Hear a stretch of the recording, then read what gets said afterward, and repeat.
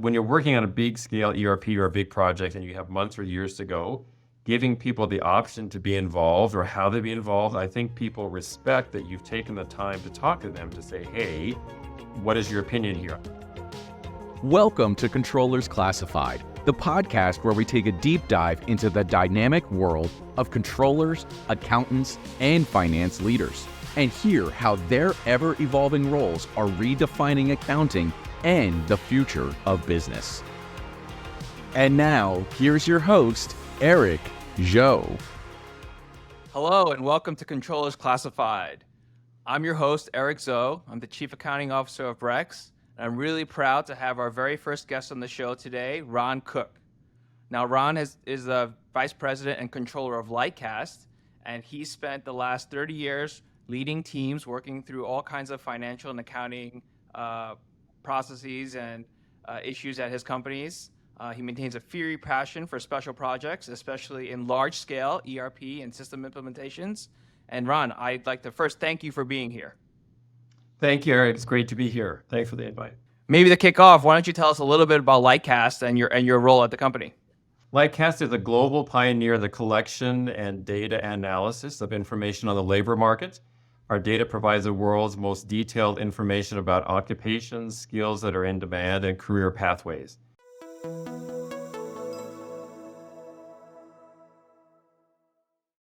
I know you've been working in the finance side of the house for a lot of different companies over the last 25 to 30 years.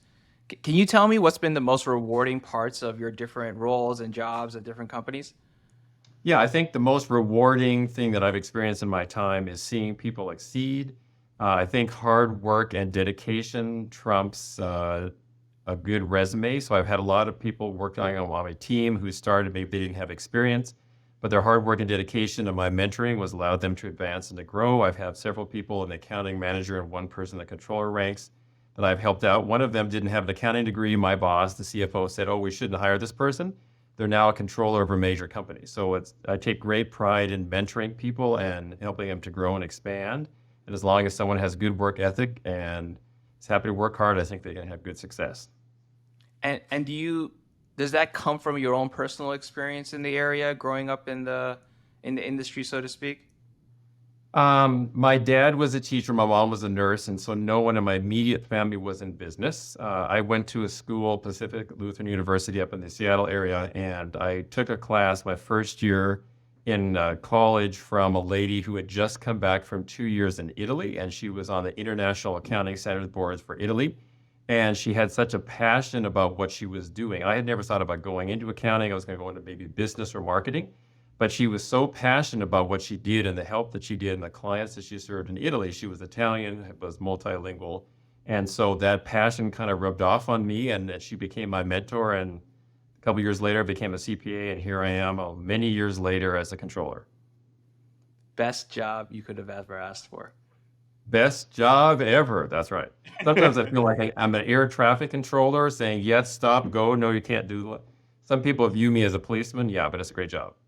Were there any critical moments in your career where you said, where it really clicked for you, what you wanted to do and the method and way in which you wanted to go about your work, just out of curiosity? I started my career up in the Seattle area working for a big tech company, and my boss was Japanese from Tokyo and did not speak a lot of English. And I had a big team of about 30 people. I started there as an accountant, and over 10 years there, I got promoted up through the ranks to controller. And so I left after being controller there for about 4 years.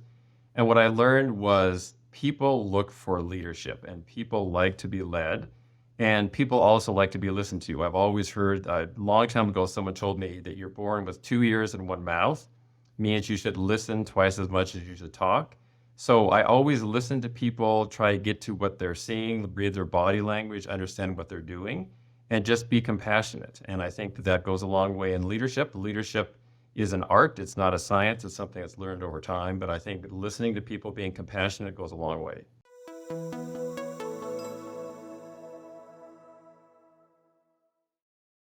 Over your career, what are some of the biggest trends or changes that you've seen in the field that have really changed the way people in our industry work? Yeah, well, when I started, I'm saying my age here, but when I started, there were no cell phones and there was not Excel. And so it's hard for people today. Like if you didn't have a phone, and you didn't have Excel, how would you do accounting, right?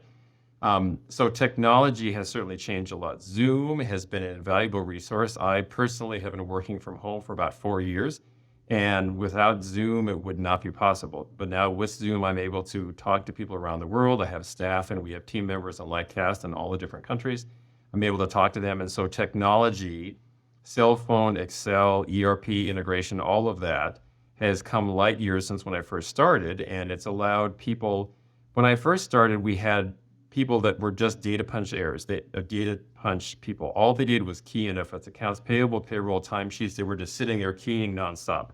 Now we don't have so many of those. And so the accounting profession, I think, has really advanced in that people are doing data analysis, not data entry. We don't need that. A computer can say how many hours or how many sales or how many widgets you sold. But the people in accounting now are analyzing what's being happening and adding back to, we want to be a benefit to the company. Let's go back to something you mentioned about using Zoom and how it's really impacted your work, right? And it's obviously impacted all of the businesses and industries, certainly in the US. People are working remote, people are doing work from home. I still read articles in the Wall Street Journal and many other publications that debate, is work from home okay? Should everyone be in office? Downtowns across big cities in America are crumbling because people aren't coming to the office. People complain that they're not getting enough collaboration done with just Zoom, et cetera. And, I'd like to bring it to accounting because I do think there are some departments and companies where being remote, even the whole team being remote, it probably works. And it even makes them more effective because they're all individual contributors, right? And then there are other kinds of functions that are more collaborative, that require a lot of groupthink, et cetera, or not groupthink, but a lot of people working in a conference room on a whiteboard. Where do you think accounting falls there, and what is the right balance for your team? I think accounting has had to adapt. At my prior employer, we were a big technology company, and in February, notice the date, in February of 2020, we signed a 15-year lease for a couple floors in a downtown high-rise in Los Angeles. And in February of 2020, we moved in with these high hopes. Yay, we're in a perfect space. We've been working on it for 3 years. You know what happened in March of 2020? The whole world shut down. So we were in the middle of a big ERP implementation to Oracle, and we got sent home, and everyone literally freaked out. They're like, we have 6 months left to go. We previously every day spent 2 or 3 hours together in a conference room on a big whiteboard, mapping out what we're going to do. And now we had people, I'm not exaggerating, I had 3 or 4 people on my team who had never used a laptop. They only had a desktop. So when we gave them a laptop to go home, they didn't know how to use the mouse. They didn't know how to set it up. They didn't know what Zoom was. So was it easy? No. Did people have to adapt? Yes. Did I spend a lot of hours and, people crying on the phone saying, I don't like a computer. I don't know how to get this to work. But I think that the people are resilient. And because we didn't have a choice, because especially California was locked down, you couldn't basically go out of your house for a long time. We had no choice but to make the decision to figure out how to make it work. And we did it. And the implementation was successful. We were a month behind our normal schedule, but that's understandable knowing that the whole world was on lockdown. So I think when people get used to it, if they're mentored and monitored, I think it's a great resource. I've been 4 years, coming up in a couple of months, it'll be 4 years that I've been working remotely from home. It has great flexibility. I'm able to hire people remotely. Like my last job, we hired a good treasury executive in New York City, even though our office was in LA. That would not have been possible if I was saying the person has to be in the office. So I think that working from home enables you to find the right talent and makes you much, much more marketable as a company. Now that you guys are fully remote and you guys have, I believe it's a global workforce. You have people that are outside of the US working for LightCast as well, right?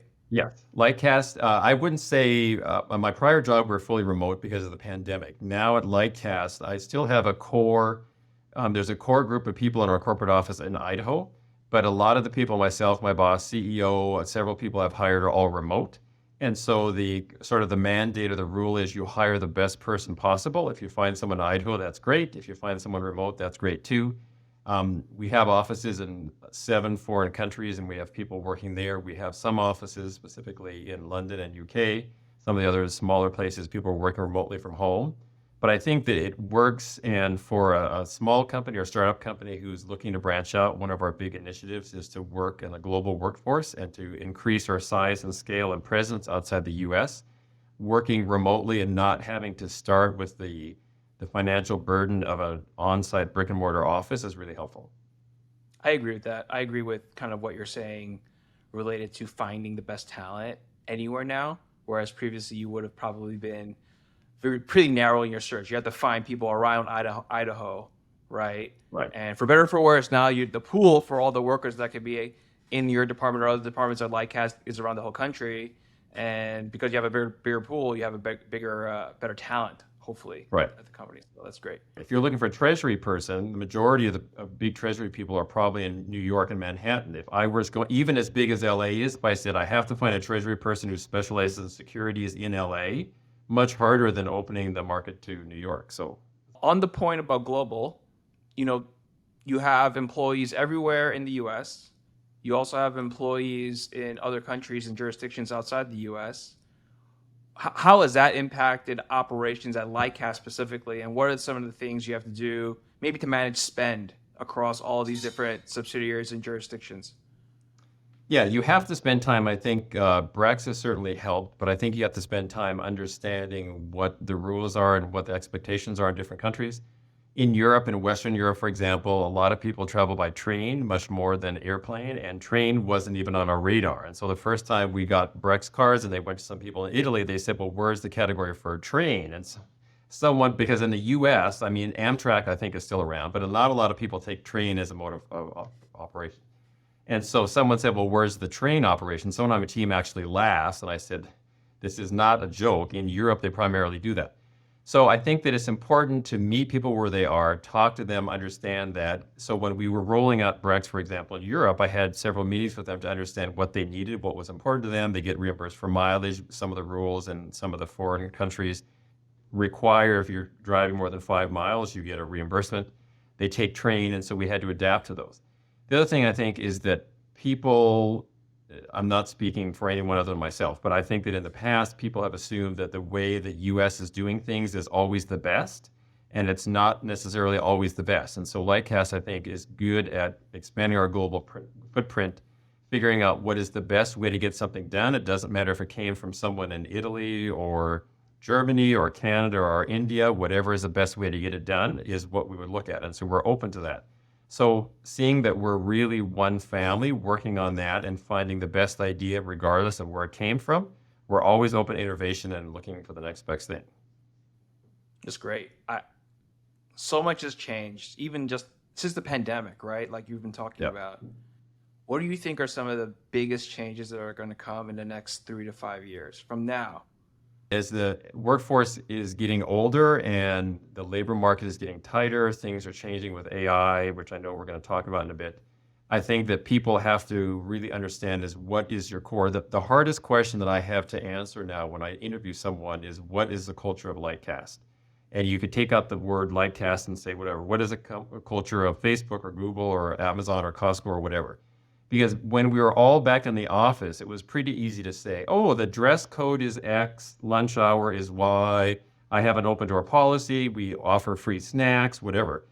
When you're all working at home, it's hard to say, I have an open door policy. Do you say I have an open screen policy? When I first started, one of the big hurdles was when I was on Zoom and I was working from home, people didn't know whether to see if I was in a meeting or not. And so I was constantly, I'm in the middle of a meeting, I'm presenting to some board or talking to my boss or having a group meeting, and people are always trying to DM me and turn on their camera right then. I said, I'm in a meeting. Just because I'm working from home doesn't mean I'm available 24/7.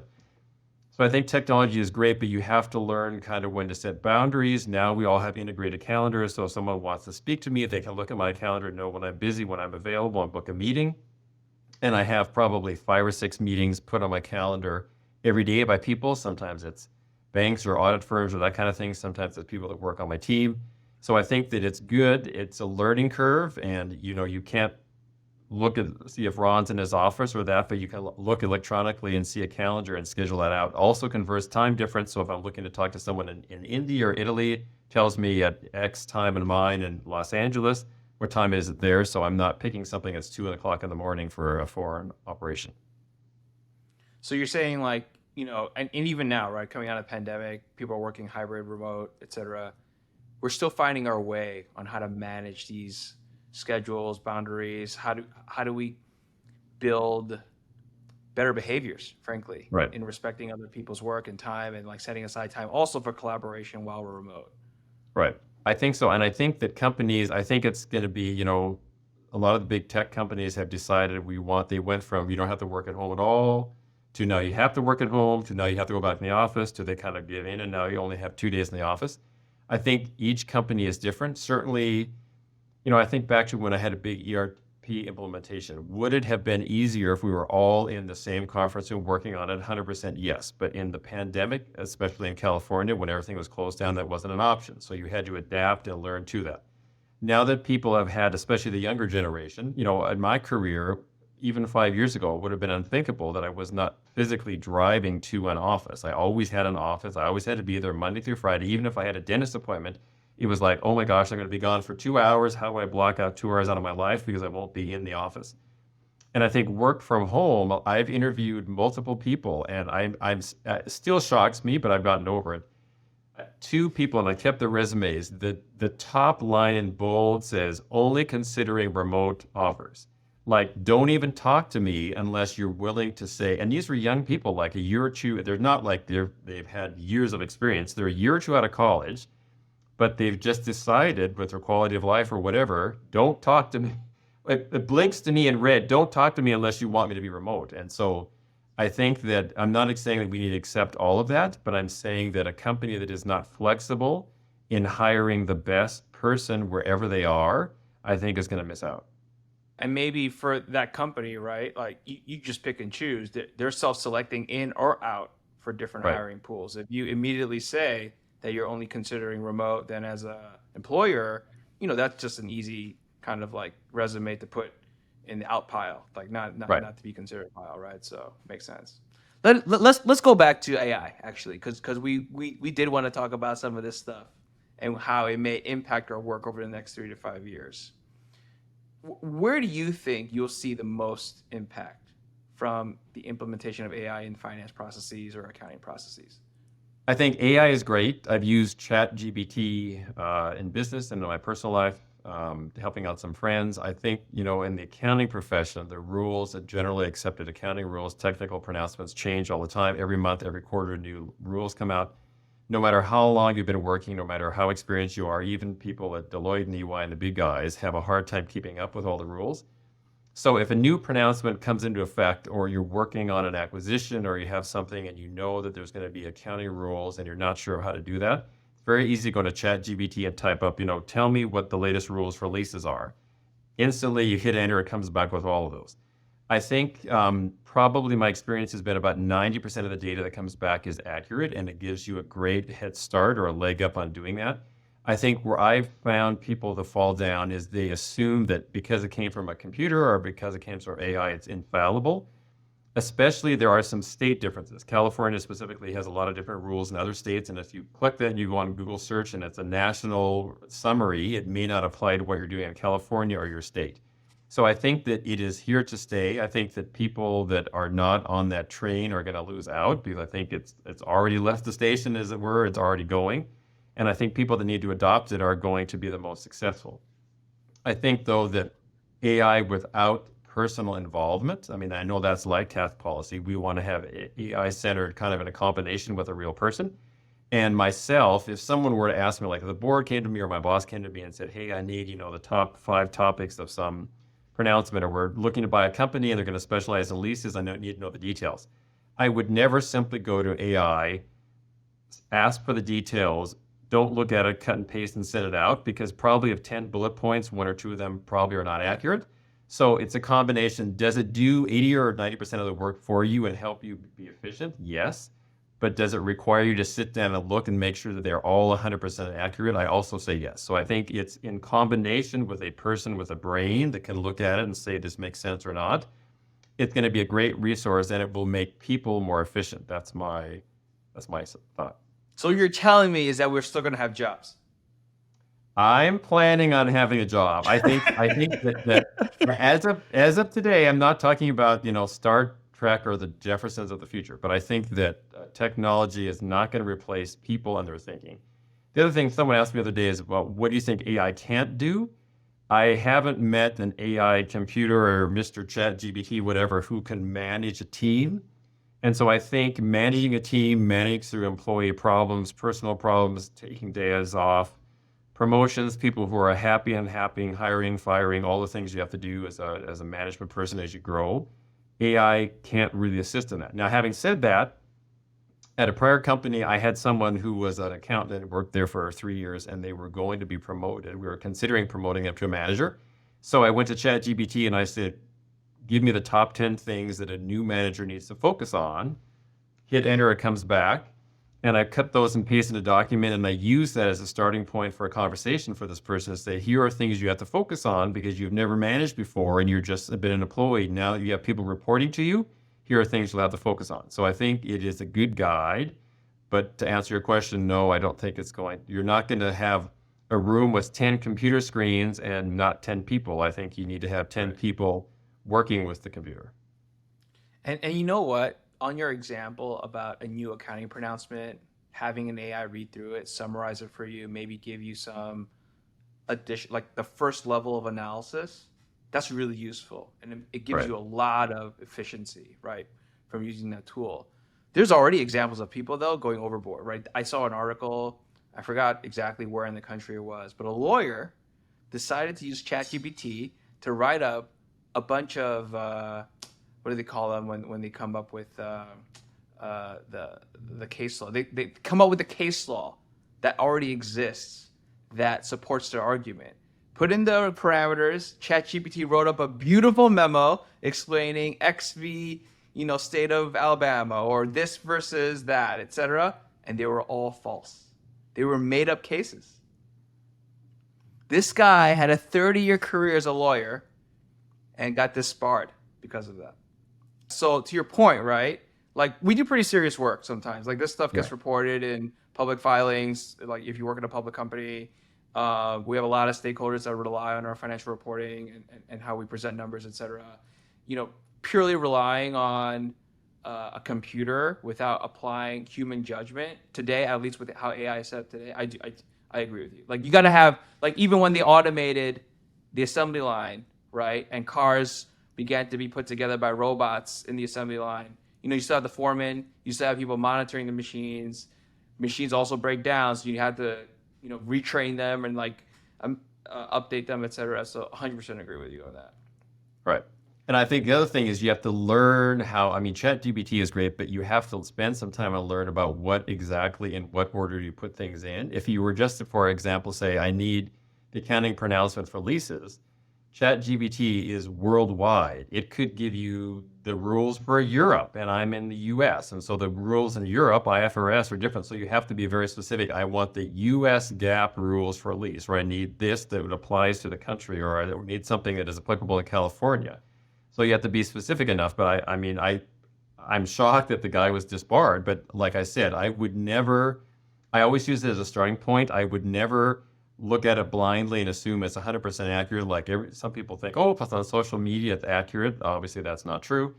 You look at it, determine what applies, what is accurate, what is not, and then adjust it as you need before you send it in or use it.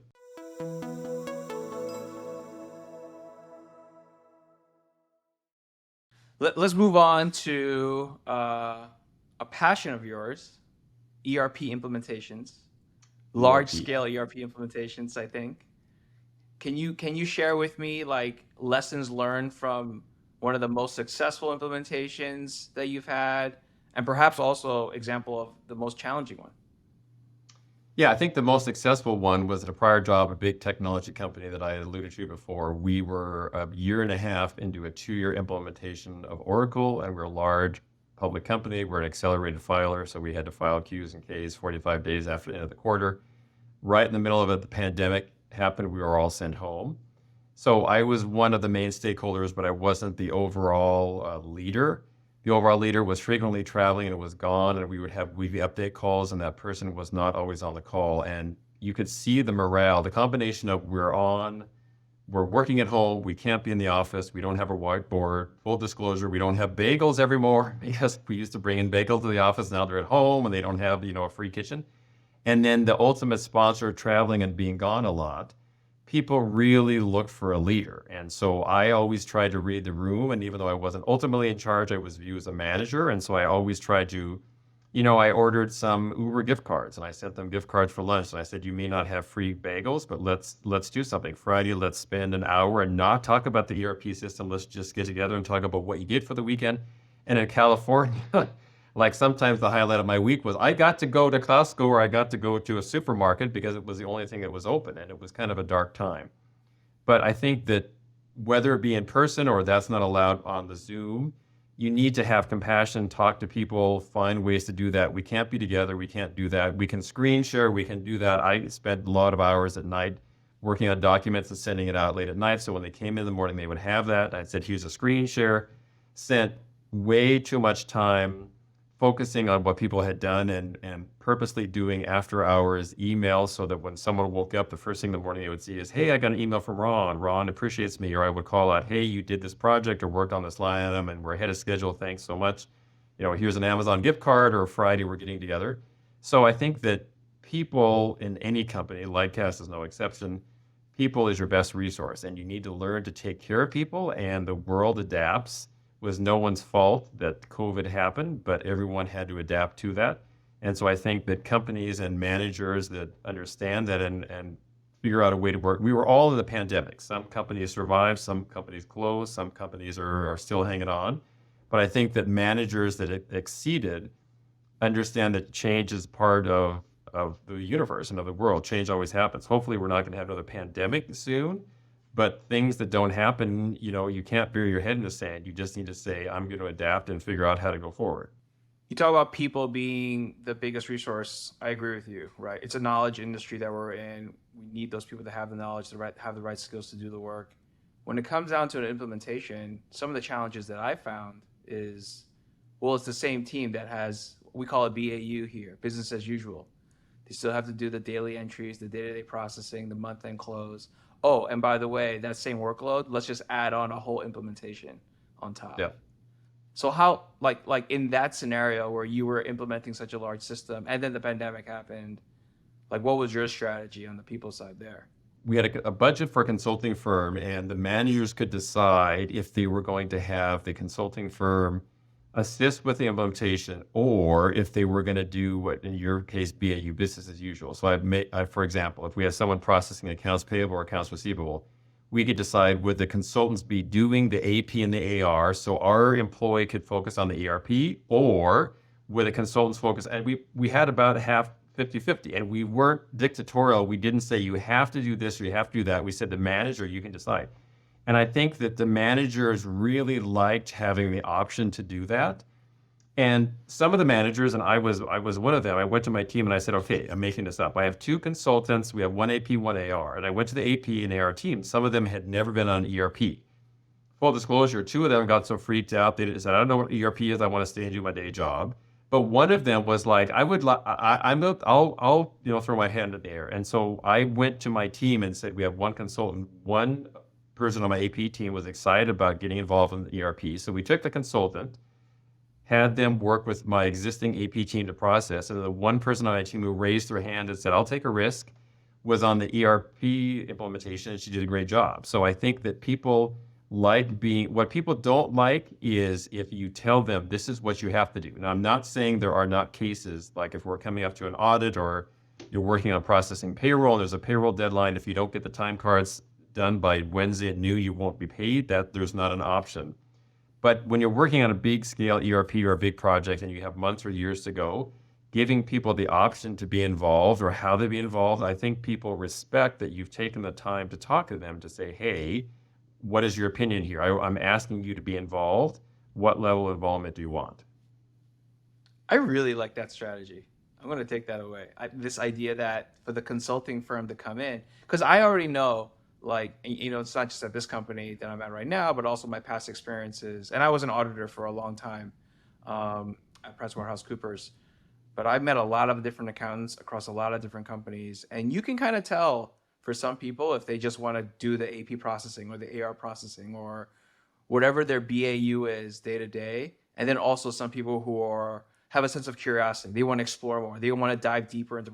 In fact, they may be better or likely are better than the consultant in thinking about how best to implement this new system with the existing process. So yeah, I guess, yeah, you're right. It doesn't have to be, it shouldn't be all or one, all or nothing. It shouldn't be all or one. But I think I 100% agree with you. The two things I would say is that if you force someone who really doesn't want to do it, it's not going to end well. So if one of those people on my AP team has said, I don't want to do it, I don't know what ERP is, if like, drug them, dragging, kicking and screaming and said, you're going to do this, it wouldn't have ended well.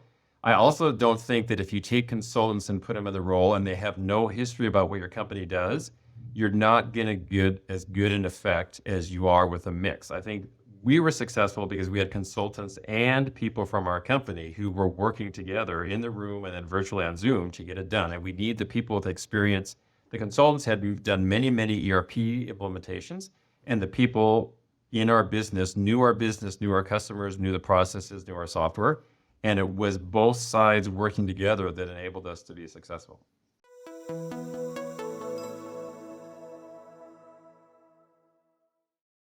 It's time for the last segment of the podcast where we talk about how controllers are fun too. And, Ron, just curious, what is the funniest accounting debacle that you've ever seen? About 5 years into my career after I graduated, I was accounting manager. A long time ago, we were implementing an ERP system. Back then, the standard was you would do a parallel testing, meaning you had your current existing system and your new system for probably 2 month-end closes. The people in data entry or accounting were keying in invoices in both systems to make sure that there were no differences. So I had one lady on my AP team, and we had multiple, like a month. Okay, this is starting in a month. It's starting in 2 weeks. It's starting in a week. Beginning July 1st, you're going to have to, for 2 months, key everything, and this was back in the day when everything came in by paper. So every day the mail would come and we delivered. She'd sit and open her invoices. And she was processing that, and my office was a long ways away from where her cubicle was, and so I didn't see her. And so after we've been doing this about 3 weeks, I was walking around, I was in the accounting area, and I was talking, and we were getting ready to go to lunch. And I looked down and I noticed that in her desk drawer, there were all of these papers sticking out of her desk drawer. And I thought that was odd. And so just out of a habit, I looked down, I said, gee, what's in this drawer? And I opened it, and it was completely crammed full of invoices. We're not talking one or two, literally it was probably hundreds. And I looked at her and I said, what are these? And she got red, and she said, well, you told us we had to do parallel, but that's twice the work, and I didn't have time to do it. And so I said, so what was your strategy? And she said, well, I thought the best thing to do is I would just process every other one. And so I said, what? And she said, I would get the mail, and I would put them in alphabetical order, and I would take the first invoice, and I would process it, and I didn't have time for the second, so I just put it in the desk drawer. So for 3 weeks, she was literally processing 50% of the accounts payable invoices and 50% sat in a desk drawer. So I said, this is not acceptable. So I said, we need to go in the conference room and we need to go through these because I need to figure out how bad is this? How much money are we behind? And so there were so many. She had, for some reason, I think she was a shoe person. She had 2 shoe boxes under her desk. And so she literally crammed and stuffed all these invoices, took 2 shoe boxes, made it into the conference room, and we set them out. There were over 150 invoices that had not been paid that we had to figure out how to process and pay and do that.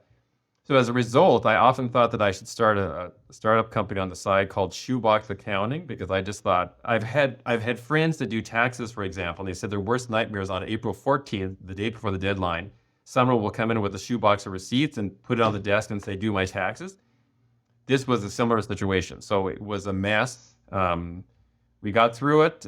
She didn't last long at the company for a number of reasons, but I couldn't believe that she didn't come to me or the supervisor she said, well, I was trying to solve the problem on my own. And I said, you think that not processing half of the invoices is a good solution? So that's definitely a fail, and that's something that did not go well.